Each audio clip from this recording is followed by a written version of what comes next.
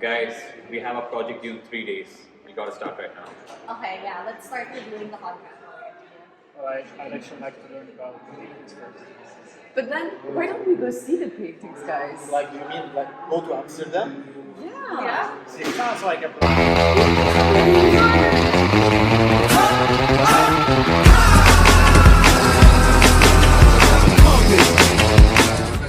Hours later. Wow, that was quick. We are already at the next museum. Wow, nice. These are the painting guys in all of their glory. Wow. And look at that, the third grade's about to start. Hello everyone, welcome to Rijksmuseum. And here we are in front of one of the most famous paintings, pair of paintings of none other than Maestro Rembrandt, right? Here we have Monsieur Soman in all his glory, and with his to-be wedded wife at that time, Miss Ubjen. So we're actually really lucky, we don't realize that we're getting to witness these paintings. Because a few years ago, not really long ago, these paintings were still in private collection, and 150 years before that, it was never shown to the public except for that one case in 1957. So yeah, luckily both in an unprecedented kind of acquisition or purchase, we found that the state of Netherlands and the state of France, acting on behalf of the Rijksmuseum and the Louvre back in Paris, purchased them together. And this was unprecedented. And it was a great glory for the world of art that such actions were taken by the government to preserve culture and art. It sounds easy, a joint purchase sounds easy, but it was not during that time, right? There's a lot of scruffle, there's a lot of fine lines and the legal implications, etc. But anyways, I'm not going to bore you with the legal case of it, right? Enjoy the art in its glory and have a nice day in Amsterdam. Bye-bye. Thank you. you. Bye. Wow, it would have been so cool to be a fly on the wall in that discussion.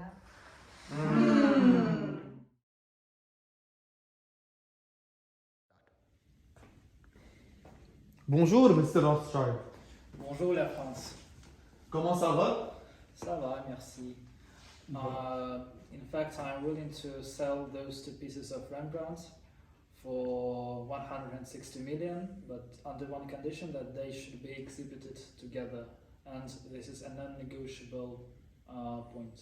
Okay, so I can't like just buy one of them. Well, theoretically you can, but they should be exhibited together.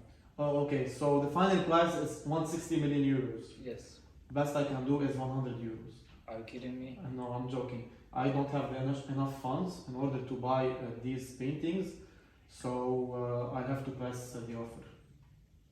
Well, then you leave me no choice. You have to issue an export license to me because you see those pieces, they fall under category of national treasure, so I'll have to sell it elsewhere. Yes, I'll have to do that. Yes. Hi, I'm Annika, the legal advisor of Rothschild. So let's try to unpack the legal issue around the Rembrandt paintings. According to Article L111-1 of the Code of French Heritage, a national treasure is defined as works within public collections with major interest for national heritage, and secondly, any item older than 50 years with a valuation higher than 150,000 euros. Now, if something is recognized as a national treasure, the objects cannot be sold or exported outside of France within 30 months.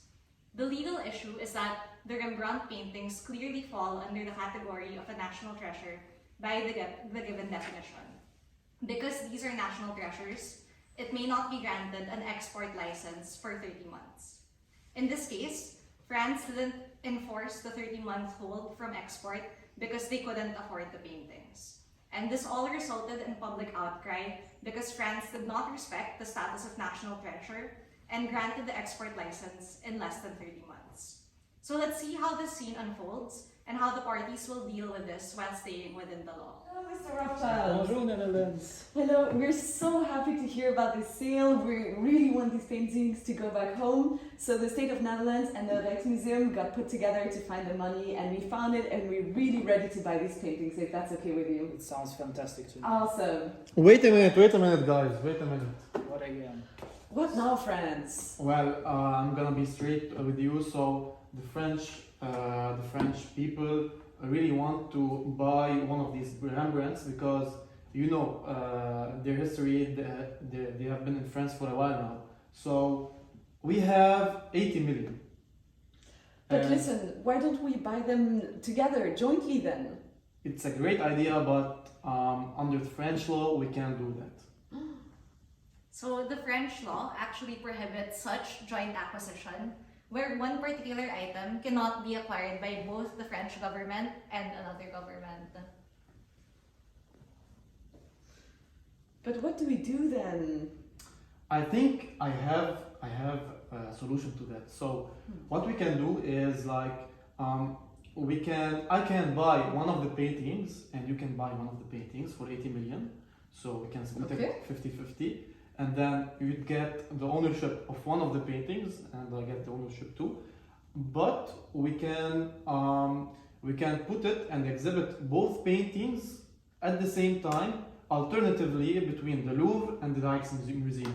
That's true. So we respect your will, right? That Yes. sounds like ideal. And everybody would be happy. Okay, awesome. Okay. So let's shake hands. Annika, could you please set up the paper? Already on it, boss. So in the end, France and the Netherlands created a treaty of cultural cooperation called the Rembrandt Treaty. What are the important provisions under this treaty? First, on ownership, the contract states not a joint acquisition, but each state owns one painting each. However, there is a formal agreement to exhibit them together. So in terms of how the paintings will be exhibited, according to Article 2 of the treaty, the works will be jointly exhibited and managed by the Louvre and Rijksmuseum. This means that the painting will alternate between the two museums in a period of 5 years, then 8 years, and the costs of maintenance and management will also be shared by the two. And because of this, all of the cultural cooperation agreements are actually within the law. Wow.